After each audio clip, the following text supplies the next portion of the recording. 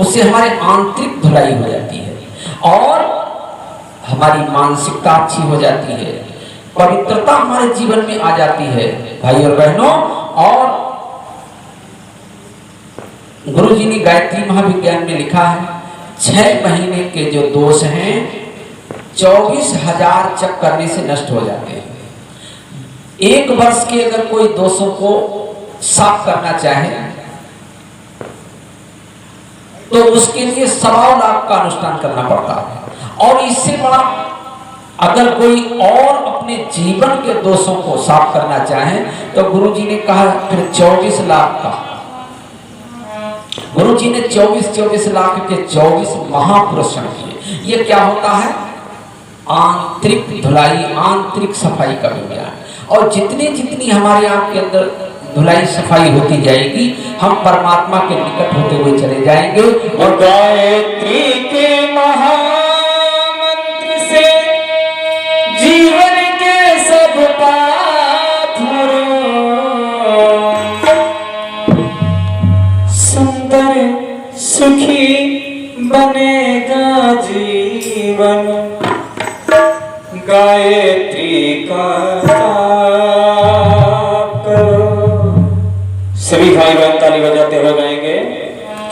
और गायत्री के महामंत्र से जीवन के सब पाप हरो सुंदर सुखी बनेगा जीवन। गायत्री का जाप करो सुंदर सुखी बनेगा जीवन। गायत्री का जाप करो। ओम भूर्भुवः स्वः सवितुर्वरेण्यं भर्गो देवस्य धीमहि धियो यो नः प्रचोदयात्। ओम भूर्भुवः स्वः सवितुर्वरेण्यं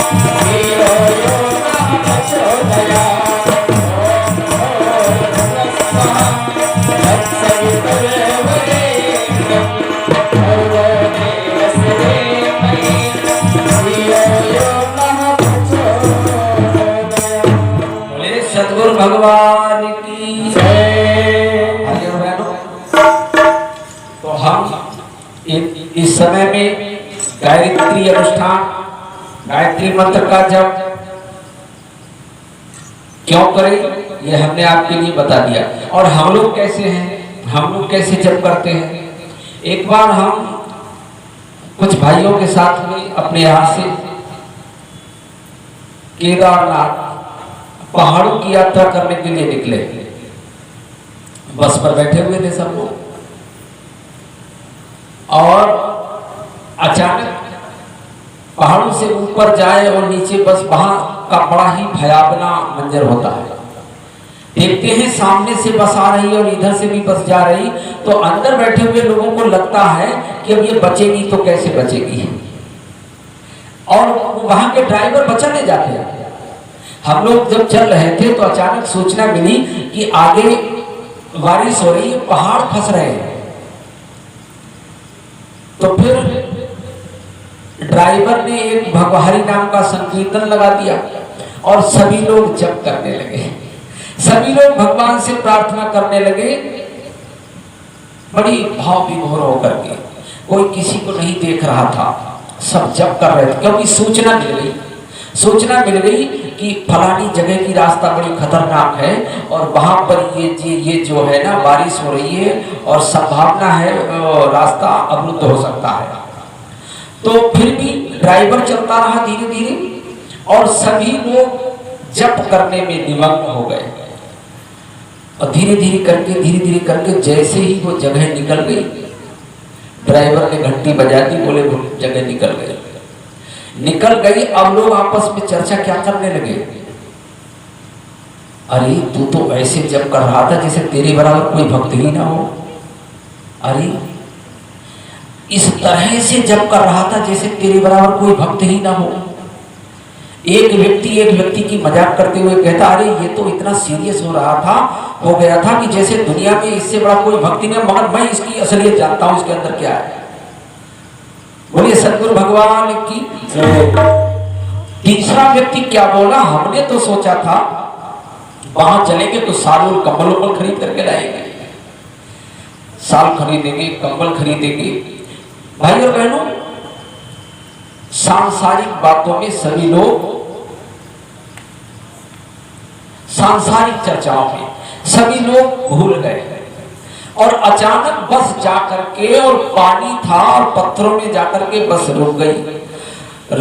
ड्राइवर ने रोक ली, देखा, अरे भगवान अब तो जीवन भर तुम्हारा नाम लेंगे, हम तो जप करेंगे। सबके सब फिर जप करना चालू कर दिया सबने। अरे हमसे बहुत बड़ी गलती हो गई, अब ऐसी भूल कभी नहीं करेंगे, हे भगवान हे भगवान हे भगवान, हम तो जप करेंगे, अब ऐसी भूल कभी नहीं करेंगे, ये तो हमसे धोखे में हो गया। कहने का मतलब क्या है कि व्यक्ति जप करता है दुख को देखकर, जब दुख आता है तब जप चालू, और जब सुख आता है तो मैं चालू है। हम भी उसमें यात्रा कर रहे थे, तो या तो हम भी भगवान को कर रहे थे, मगर हमने गणित लगाया ये क्या हो रहा। दुख आया तो जप चालू, और सुख आया तो मैं चालू है। भाई और बहनों, इस तरह से आज का व्यक्ति है, जैसे ही सामने दुख देखता है जब शुरू कर देता है, और सुख देखता है तो अपनी मैं शुरू कर देता है, और भूल जाता है परमात्मा को। भाई और बहनों, भगवान कृष्ण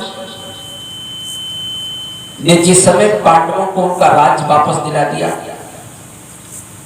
युधिष्ठिर राजा बन गए, राजमहलों में राज का भोग भोगने लगे। तो भगवान कृष्ण ने अर्जुन से कहा कि अर्जुन, अब हम द्वारका जा रहे हैं, हमने आपको सुखों तक पहुंचा दिया, अब आप अपना सुख भोगो। तो अर्जुन बोले कि ऐसा है कि ठहरो जरा, हम भैया को बुला ले, इसका निर्णय तो भैया ही करेंगे। इसी बीच में मां कुंती आ गया। मां कुंती भी आ गई और आकर के पूछने लगी, हे कन्हैया, क्या तुम द्वारका जा रहे हो? भगवान कृष्ण ने कहा, मैंने तुम्हें सुखों तक पहुंचा दिया, अब आप राज भोगो, सुख भोगो, मेरा काम खत्म हो गया। तो कुंती ने कहा कि हे प्रभु, अगर आप दुख में ही हमारे साथ रहते हो और दुख में ही हमारे साथ अगर रहते हो तो फिर मेरी झोली में दुख ही डाल दो और सुख में तुम हमें छोड़ करके जा रहे हो। देखिए, दुनिया में एक ऐसा भी भक्त हुआ है। कुंती ने कहा, अगर आप दुख में ही साथ रहते हो तो हमें सुख नहीं चाहिए, हमारी झोली में सुख डाल दीजिए, ताकि हम हमेशा तुम्हारे साथ रहें और हमेशा हम आपको भूल ना सके और आपका दर्शन करते रहें, आपका जप करते रहें, आपका ध्यान करते रहें। भाई और बहनों, ऐसी मां कुंती। इसी प्रकार कबीर के जीवन की भी एक घटना आती है। कबीर दास जी के यहाँ एक बार देखिए, जब सुख आ जाता है, कुंती कहने लगी, जब से ये सुख आया है हमारे जीवन में, तब से हमारे अंदर निश्चिंतता आ गई, आलस आ गया, लापरवाही आ गई और हमसे जप नहीं हो पा रहा, हमारा परमात्मा हमसे दूर जा रहा है। कुंती ने कहा, जब से ये निश्चिंतता आई है, जब से ये आलस हमारे जीवन में आ गया, आलस ने आकर के डेरा जमा लिया, निश्चिंतता आ गई, लापरवाही आ गई और हमारा भगवान हमसे दूर होता हुआ चला जा रहा है। तो हे प्रभु, इससे तो बेहतर है तुमने जो हमें दिया वो अपना वापस ले लो और हमारी झोली में दुख डाल दो, ताकि तुम हमसे दूर ना जा सको और मैं तुमसे दूर ना जा सकूं। एक बार कबीर के घर पे सुख भेष बदल करके पहुंचा। कबीर से बोला, मैं तुम्हारी सेवा करने के लिए आया हूं,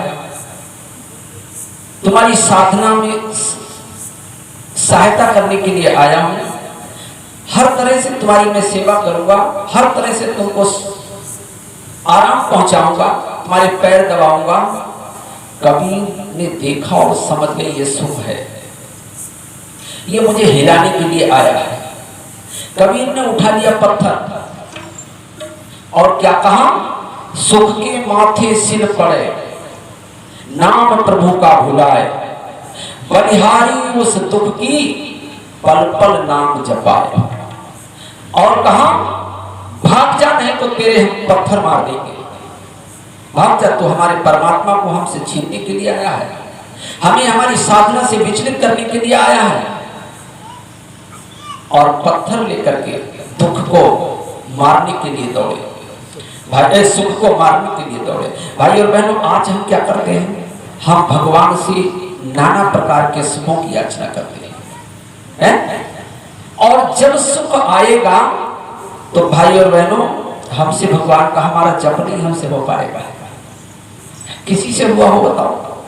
किसी से नहीं हुआ। भगवान की कृपा, भगवान का अनुग्रह पाना है तो भगवान ने आपको सुख दिया है, ये भगवान का परम अनुग्रह है। ईश्वर ने आपको पद दिया है, ये भगवान का परम अनुग्रह है।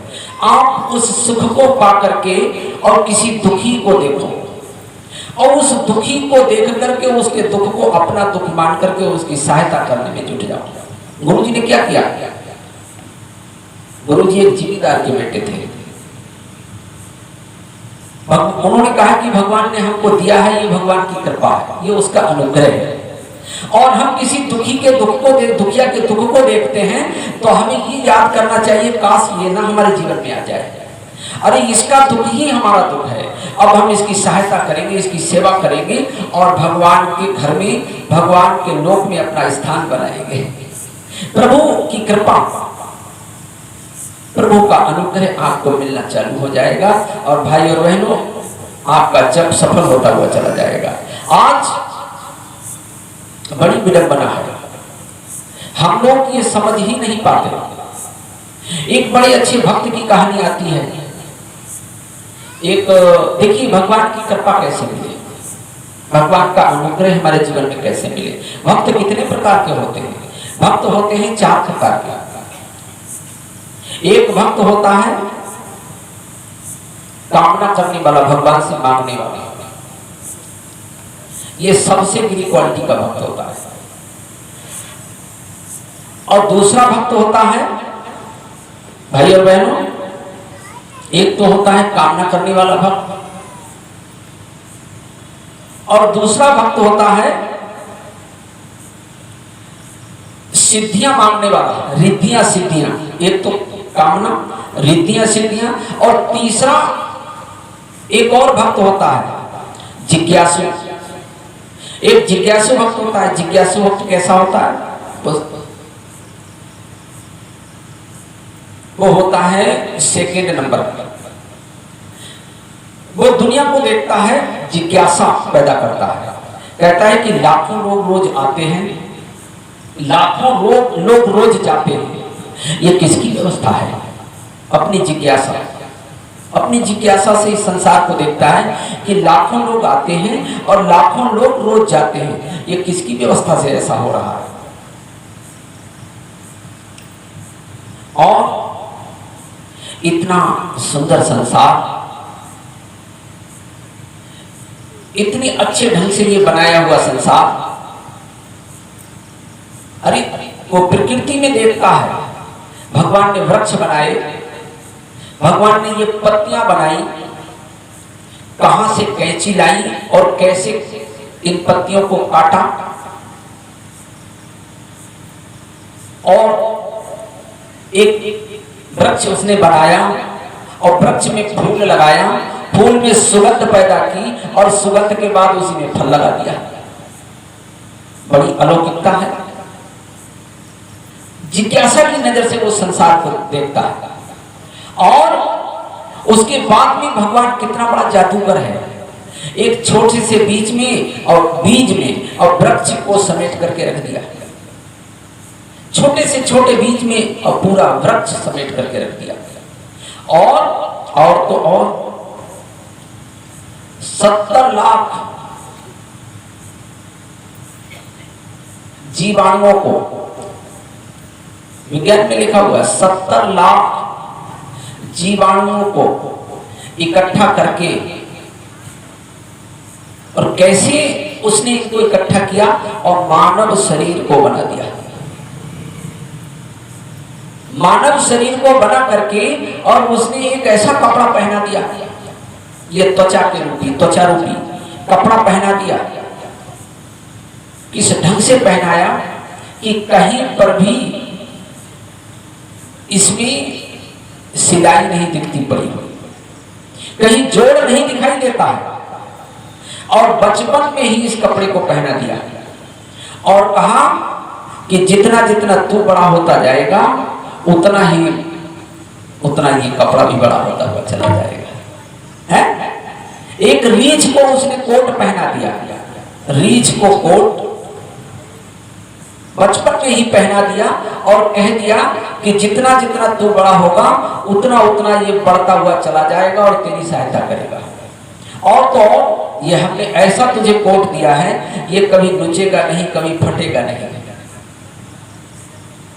जिज्ञासा की नजर से वो भक्त जिज्ञासु है, वो देख रहा है, वो कह रहा है धन्य है प्रभु तेरी कारीगरी, तूने इस दुनिया को किस अच्छे ढंग से बनाया। और तो और पत्तियां उसने जांच करना चालू कर दी और उसने कहा कि सभी पत्तियां हरी हैं,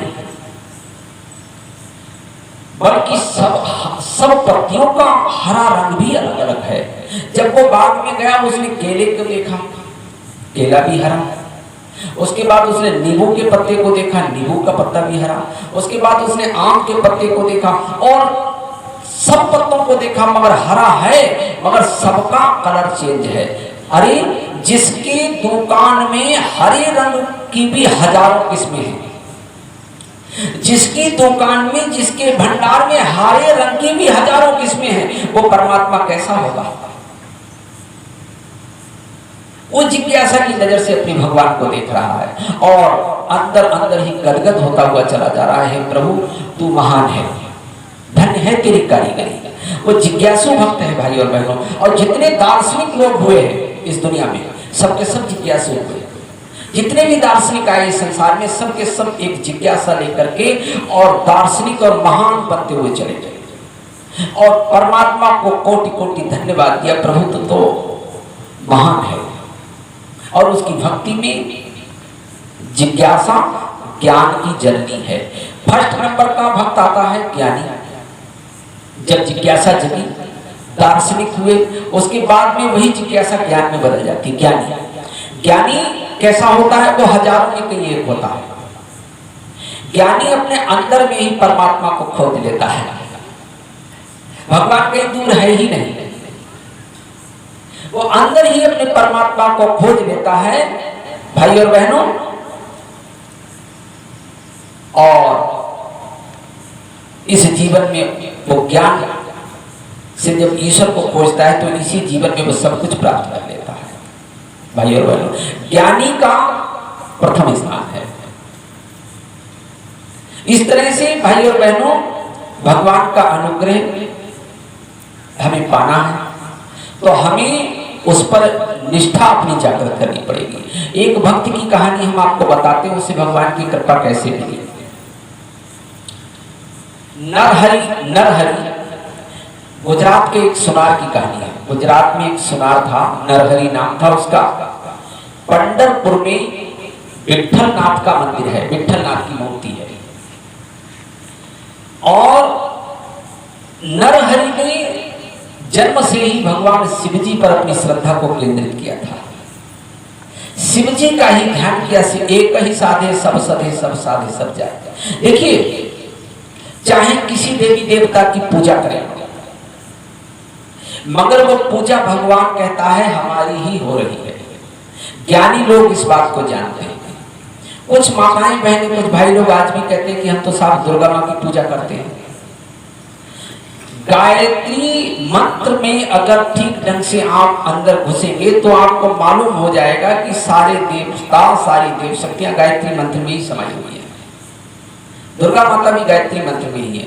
भगवान कहता है चाहे किसी भी देवता की पूजा करो, पूजा आप मेरी ही करेंगे। आपको एक और उदाहरण हम आपको देते हैं। सोने को ले लीजिए। सोने के आभूषण बनते हैं, बनते नहीं। वो आभूषण कोई माताएं बहनें कान में पहनती हैं, कोई नाक में पहनती हैं, कोई गले में पहनती हैं। आभूषण तो नाना प्रकार के होते नहीं, बल्कि सोना तो सब में एक ही है। और जब उसे बेचने जाते हो तो आभूषण की कीमत नहीं लगाई जाती, सोने की कीमत आकी जाती है। आकी जाती है, नहीं आकी जाती है। कीमत किसकी मिलती है? सोने की, आभूषण की नहीं भाई और बहनों। इसी प्रकार परमात्मा जो है एक ही है। वो भक्त जो था नरहरिदास, नरहरि सुनार था जाति का, और उसने भगवान शिव में अपनी श्रद्धा को केंद्रित कर दिया। अब वो जब कहीं अपने घर से निकलता था तो सर को नीचे कर लेता था, कहीं राम का चेहरा ना दिखाई दे जाए, कहीं कृष्ण का चेहरा ना दिखाई दे जाए। मैं तो किसी को मानता नहीं, मैं तो अपने भगवान शंकर को ही मानता हूँ। इधर उधर नहीं देखता था, नीचे देखता हुआ जाता था। इतनी श्रद्धा उसकी गजब की हो गई। मैं किसी को नहीं देखूंगा, मैं किसी को नहीं देखूंगा। मैंने अपने शंकर भगवान, मैंने अपने प्रभु को अपना सब कुछ दे दिया। मैं उन्हीं का भक्त हूँ और उन्हीं की भक्ति में लीन रहता था, तल्लीन रहता था। इसी बीच में एक नगर के सेठ जी आ गए। उन्होंने विठलनाथ की भक्ति की थी। उनके कोई संतान थी नहीं। विठलनाथ भगवान कृष्ण का ही एक अवतार है। दक्षिण भारत में बहुत पूजा होती है। हम तो लोग गुरु जी की कृपा से हर जगह घूमने का मौका मिला है, तो आपको वहां की ये कहानी नहीं सत्यता बता रहे। तो वो जो नगर सेठ आए, उनके कोई संतान थी नहीं, उन्होंने विठलनाथ की पूजा की। भगवान ने उनकी प्रार्थना को स्वीकार करके एक पुत्र का जन्म हुआ उनके घर पे। वो बड़ा प्रसन्न हुए और वो नरहरि सुनार के पास आए और कहने लगे, मेरे विठलनाथ के कमर की करधनी हीरों से जड़ी हुई, मैं अपने विठलनाथ के कमर में, करधनी आप लोग जानते हैं, कमर का पट्टा, कमर का पट्टा बच्चे को नहीं पहनाते हैं, आप लोग क्या बोलते हैं? हमारे यहाँ तो करधनी बोली जाती है, कमर में पहनाने वाली। तो उसने संकल्प किया, अपने विठलनाथ को हम कमर की करधनी पहनाएंगे, कमर का पट्टा रतन जड़ित संकल्प किया था। जब उसकी भगवान ने प्रार्थना स्वीकार कर ली, बेटी का जन्म हुआ, तो वो सुनार के पास आया और कहने लगा, मेरे विठलनाथ के लिए रतन जटित सोने का कमर का पट्टा बना दीजिए, ये नाप में ले आया हूं। विठलनाथ ने देखा, नाप ली और वो पट्टा बना दिया, करधनी बना दी। सुबह वो आए, ले गए और जाकर के पहनाया तो करधनी छोटी पड़ गई, छोटी पड़ गई। फिर वो दौड़ते हुए आए और बोले कि ऐसा है नरहरि, ये तो छोटी पड़ गई, तो बोले लाओ दोबारा नाप ले आओ। फिर दोबारा नाप लेकर के आए, बोले इतनी छोटी है, तो उन्होंने फिर बनाई और बना करके दी और वो फिर पहनाने के लिए दे, तो वो कमर की करधनी बड़ी पड़ गई, बड़ी पड़ गई। अब वो जब निराश होकर के आया और कहने लगा कि आप तो बड़े योग्य हो, आपसे तो कभी चूक होती नहीं, और पूरे नगर में एक आप ही तो सर्वश्रेष्ठ कारीगर हैं, और ये कैसे हो गया, ये अब बड़ी हो गई। तो नरहरि ने कहा, ऐसा है कि मुझे अपने विठलनाथ के पास ले चलो, और देखो बुरा मत मानना, मैं तो भगवान शंकर का भक्त हूं और विठलनाथ तुम्हारे श्री कृष्ण है, तो मैं उन्हें देखना नहीं चाहता, मेरी आंखों में पट्टी डाल दो, मैं देखना नहीं चाहता, और मैं चलूंगा और मैं टटोल करके ही नाप ले लूंगा। तो सेठ ने कहा, जैसी आपकी इच्छा, और उनके पट्टी बांध देगी, खूब जम करके पट्टी बांध दी और पकड़ करके ले गए, विठलनाथ जी के पास पहुंचा दिया।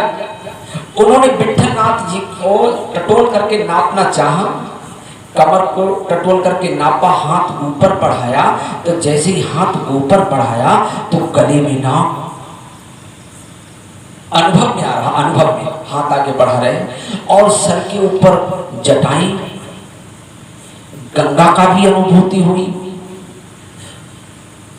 और टटोल करके देखा कि नाक है, और ऐसा लग रहा है, और फिर 5 सर 10 भुजाएं, तो विठलनाथ अंदर अंदर ही गदगद हो गए, ऐसा लगता है कि भोलेनाथ आ गए, अरे है तो ये कृष्ण। फिर धीरे से पट्टी को खोला, खोल करके देखा तो कृष्ण। फट से फिर पट्टी बांध, अरे फिर पट्टी बांध ली, अरे मैंने तो सोचा, मुझे तो ऐसा लग रहा कि जैसे भोलेनाथ आ गए।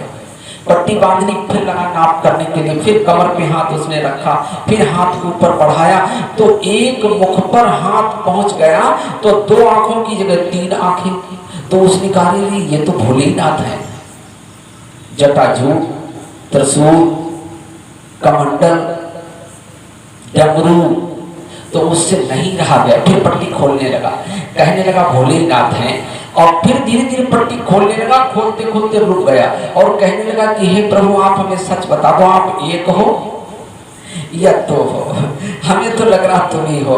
और ऐसे कहते कहते जैसे ही उसने पट्टी खोली, भगवान कृष्ण, और जैसे ही देखा कि भगवान कृष्ण के ऊपर शिवलिंग रखा हुआ है, बोले सतगुरु भगवान की जय। पंढरपुर में आज भी भगवान कृष्ण की मूर्ति के ऊपर शिवलिंग आज भी रखा हुआ है? और वो भक्त धन्य हो गया, उसने कहा प्रभु तू धन्य है, तू ही शंकर है, तू ही राम है, और तू ही कृष्ण है, भ्रम तो मुझे हो रहा था, तू ही सब कुछ है। तो भगवान एक ही है, हमने आपने उसे अपने अपने अनुरूप कर रखा है भाई और बहनों, और उसे भगवान की कृपा का लाभ मिलता हुआ चला गया, मिलता हुआ चला गया। इसका आशय क्या है? हम अपने मन को भटकने ना दें, अपने एक लक्ष्य पर, अपने एक इष्ट पर। मीरा ने क्या किया था? अपने एक छोटे से पत्थर को गिरधर गोपाल मान लिया था, गिरधर गोपाल। और उस गिरधर गोपाल से चमत्कार जब निकलना चालू हुए तो देखते देखते सांप जो जिस पिटारे में था वो मोतियों की माला बन गया है, और जहर का प्याला मीरा का वो अमृत बन गया। उसी श्रद्धा के बल पर आज हम लोगों की श्रद्धा कहाँ है? हम तो जब करते हैं दुख को देखकर, और सुख जैसे ही आता है तो अपनी मैं चालू कर देते हैं। हमने आपको बताया भी ना भाई, हम अपनी यात्रा का आपको जिक्र सुना रहे हैं। यात्रा के बीच में परेशानी आई तो सभी लोग जब करने लगे, परेशानी निकल गई, लोग घर गृहस्थी की चर्चा करने लगे। इस तरह से भगवान की कृपा हमें नहीं मिल पाती है। हमें अपना मन भगवान के लिए अर्पण करना पड़ता है। तो अब ये जो नवरात्रियां चल रही हैं, इसमें हम लोग ठीक ढंग से भगवान का पूजन करें। जब करें आपको अनंत गुना लाभ होगा। हमारे जीवन की समस्याएं तब तक उलझी रहेंगी जब तक हम अपने प्रभु को अपने जीवन में सम्मिलित नहीं कर लेते। एक छोटी सी कहानी आपको बता देते हैं। आज लोग थोड़ा सा, हमने बताया ना, एक कामनाग्रस्त भक्त होता है जो भगवान से मांगने के लिए ही आता है, देने का उसके अंदर कोई उत्साह नहीं होता देने के लिए। और गुरुजी हमारे कहा करते थे, परम पूज्य गुरुदेव ने कहा कि पहले तो बो और फिर काटो। भगवान देता भी है बल्कि भगवान लेता भी, ये भी ध्यान किया आपने नहीं किया। भगवान सबरी के पास गए तो बेर खाए, गोपियों के पास गए दही मांगा, दूध मांगा, और सुदामा मांगने गया था तो सुदामा को मांगने नहीं दिया, पहले ही मांग बैठे। भगवान भी मांगता है। तो हमें भगवान को देने के लिए अपने अंदर उत्साह जगाना चाहिए, अपनी श्रद्धा को बढ़ाना चाहिए भाई और बहनों। और तब तक हमारा जीवन समस्याओं से घिरा रहेगा जब तक हम उसे अपने जीवन में मिला नहीं लेते। एक छोटी सी कहानी के माध्यम से आपको बताते हैं। और क्यों ये कहते हो भगवान आते नहीं। सभी भाई बहन ताली बजाते हुए गाएंगे। और क्यों ये कहते हो भगवान आते नहीं। सच दिल से मुझे तुम बुलाते नहीं। कोई कहते हो भगवान आते नहीं।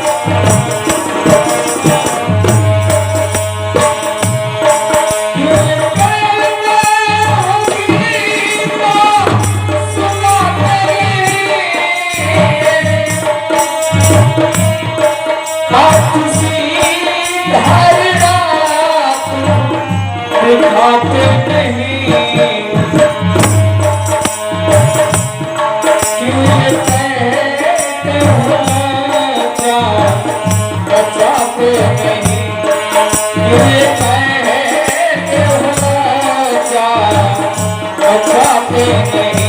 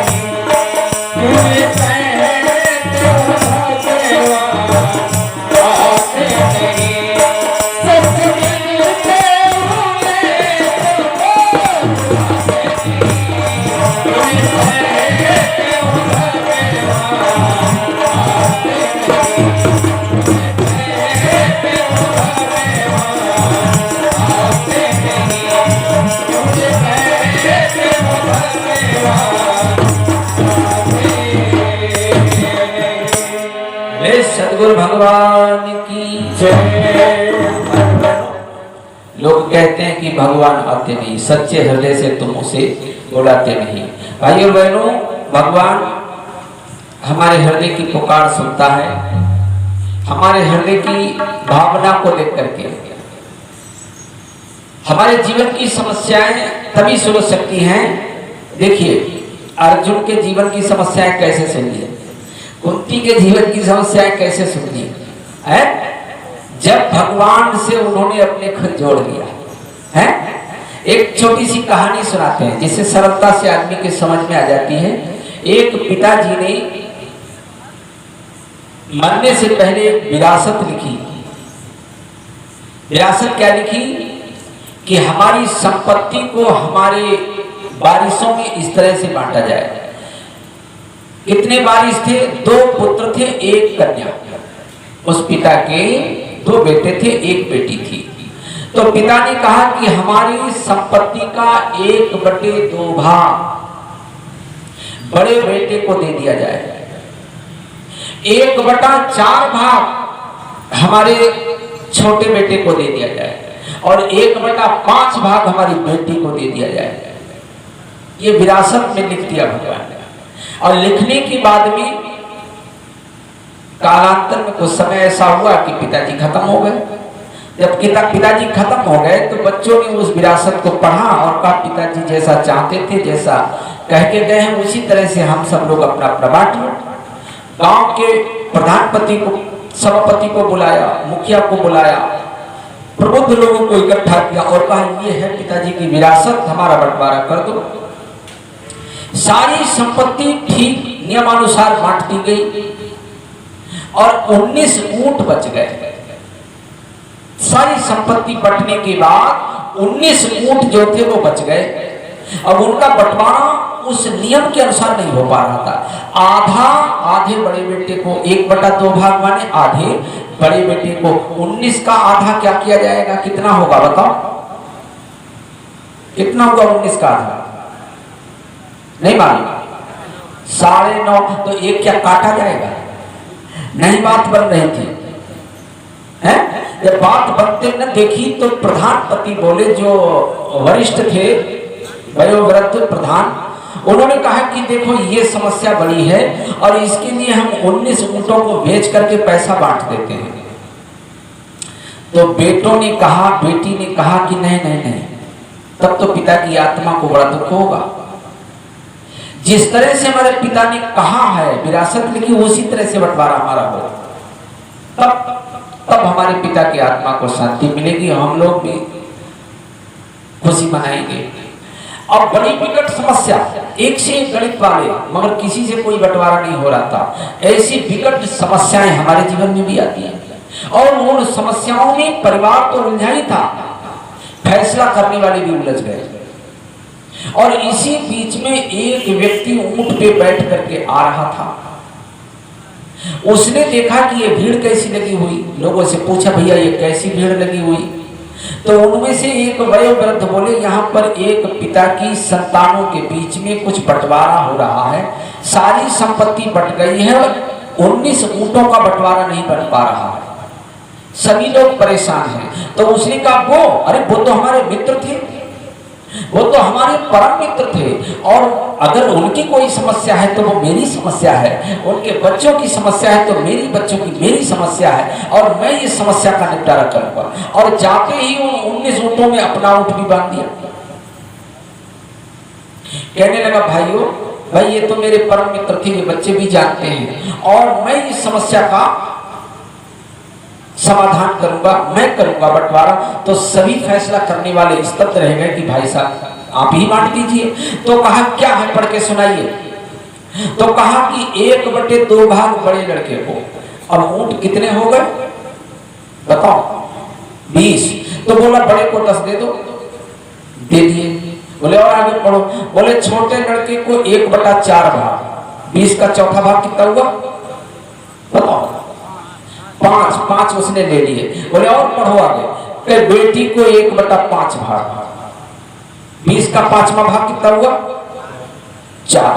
बांटने उनका जहां पे बंधा था वहीं पे बंधा रहा। बोले सदगुरु भगवान की। इसीलिए परमात्मा को कहा गया है परमात्मा पूर्णमदा पूर्णमिदं पूर्णात् पूर्णमुदच्यते। परमात्मा ना कभी कटता है, ना कभी घटता है, ना कभी बंटता है, और हमारे जीवन की समस्याओं को सुलझा देता है। बोले सदगुरु भगवान की। जब तक हम दुखी रहेंगे, जब तक हम उलझे रहेंगे, जब तक भगवान हमारे जीवन में नहीं आ जाता। और प्रभु हमारे जीवन में आया, जैसे कुंती की समस्या सुलझ गई है, जैसे नरसी के जीवन की समस्या सुलझ गई, जैसे मीरा के जीवन की समस्या सुलझ गई, वैसे ही हमारे जीवन की समस्या सुलझ जाएगी मेरे मित्रों, भाई और बहनों। इसीलिए तो ये नवरात्रियों का अनुष्ठान परमात्मा की निकटता अनुभव करने के लिए, ईश्वर की समीपता पाने के लिए, ईश्वर को अपना बनाने के लिए समय समय पर प्रकृति हमें अवसर देती है, और उस अवसर को हमें गंवाना नहीं चाहिए।